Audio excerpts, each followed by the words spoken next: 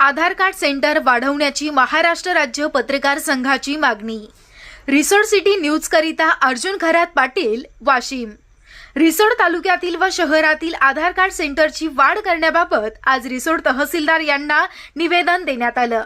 उपस्थित नायब तहसीलदार दराडे साहेब यांनी 2 ते 3 दिवसाच्या आतमध्ये बंद असलेलं आधार कार्ड सेंटर चालू करण्याचे आश्वासन दिलं। नवीन आधार कार्ड सेंटर चालू करण्याचं निवेदन जिल्हाधिकारी वाशिम यांना तात्काळ कार्यवाही करून अहवाल जिल्हाधिकारी कार्यालयामध्ये सादर करावा असं निवेदनावर लिहून दिलं। यावेळी उपस्थित महाराष्ट्र राज्य पत्रकार संघाचे तालुका अध्यक्ष अरुण भगवानराव क्षीरसागर, शहर अध्यक्ष Pradeep Khandare, Narayan Aru, doctor Rameshwar Ranjave, Keshav Garkad, doctor Vilas Thackeray, doctor Pralhad Kokate, Sachin Ganjare, Dnyaneshwar Kayande, Amar Raskar, Santosh Jumde व महाराष्ट्र राज्य पत्रकार संघाचे पदाधिकारी उपस्थित होते।